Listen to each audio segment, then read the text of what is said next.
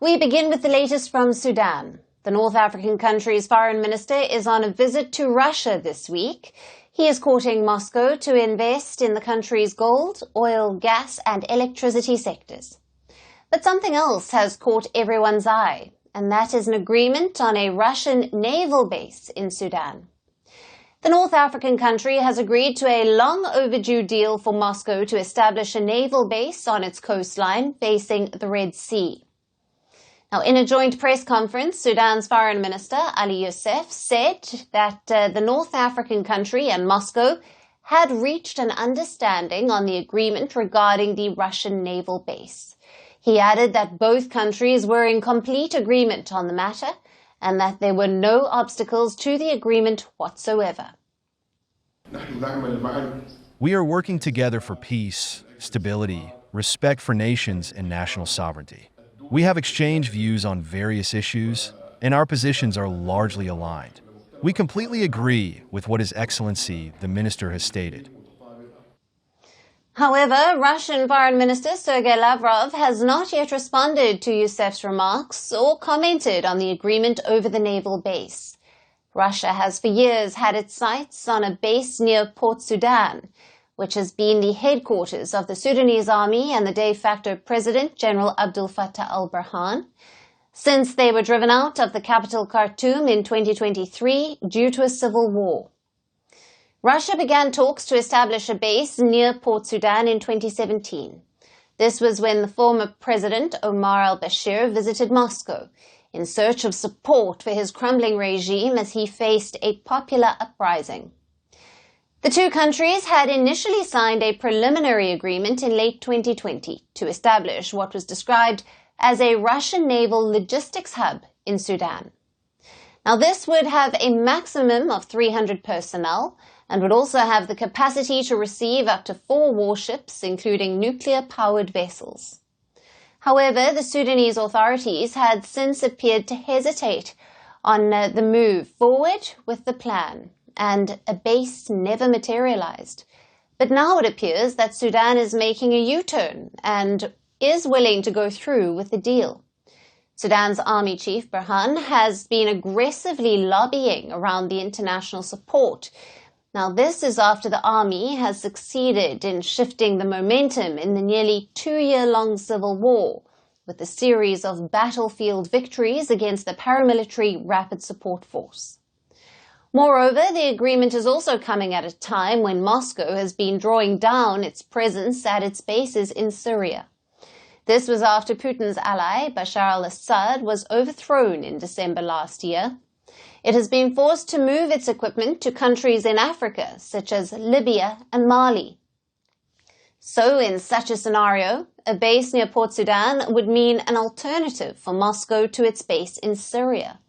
Additionally, it would also allow Moscow to expand its footprint in Africa and West Asia. For now, Russia reportedly has military facilities and logistics hubs in African nations such as Mali, Niger, Burkina Faso, Equatorial Guinea, and the Central African Republic. In recent years, Moscow has been aggressively pushing to become a close ally and trusted military partner in the continent. It has been providing several weapons, including fighter jets, tanks, radar systems, missiles, as well as military advisors to African governments, while it has also offered them mercenaries to fight against growing terrorism. In Sudan, Russia has been linked with both the warring parties in the civil war since the fighting erupted in April of 2023. Russian mercenaries, part of the Africa Corps, have also fought alongside the RSF. But in recent months, Moscow has switched its tactics.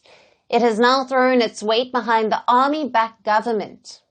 At the joint press conference in Moscow with the Sudanese foreign minister, Russian Foreign Minister Sergei Lavrov raised concerns about the current situation in the North African country and hoped that normalcy returns at the earliest.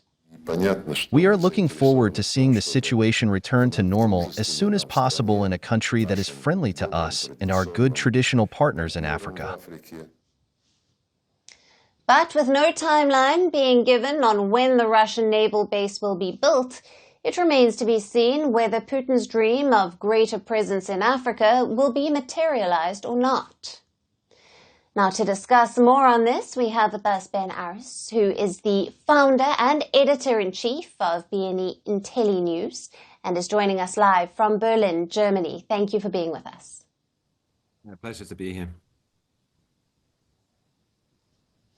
Now, what is the strategic significance of Russia establishing a naval base in Sudan's Red Sea region? And how does it align with Moscow's broader geopolitical ambitions in Africa and the Middle East? I think it's hugely important. I mean, this stretch of water, the Red Sea and the Suez Canal at the top of it, is the main route for Europe and the West to deliver goods to Asia. And the control of that piece of water is incredibly important.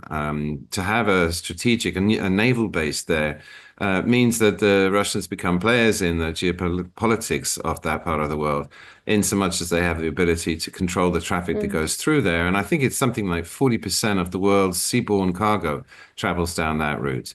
And what was lacking is any kind of naval presence in the Red Sea, because if you go down the coast a bit to Djibouti, then everybody's there. The Americans are there, the Chinese are there, the Japanese, the French, the British. They all have naval bases right at the bottom, at the pinch point you can see on your map.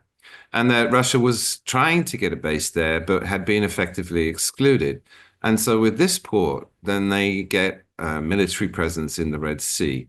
Having said that, the agreement, as far as I understand it, and the original agreement that was signed in 2000 was for a logistics base. So the idea of this was to be able to service Russian ships and for the crew to have a bit of R&R. And it's not a full-blown military base like the ones at the end of the Red Sea are. But nevertheless, I mean, it gives Russia a toehold in the Red Sea, in this incredibly strategically important piece of water. As for the strategy, I mean, in general, the Russians, well, I mean, following the fall of the Soviet Union, the Russian Navy and its presence in the Mediterranean disappeared. But as you mentioned, the Syrian-based Tartus has been a key, and the Russians have invested heavily and built up that. And so now they are a naval presence in the Mediterranean. And this would be another piece in that puzzle, linking with the Red Sea.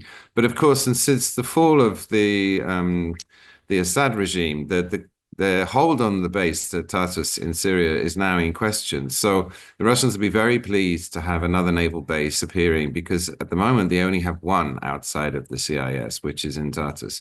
And that's, if they lose that, then they lose a lot of their military power, naval power in that part of the world. So this would be a very welcome addition. So the Kremlin is going to be very happy about this deal.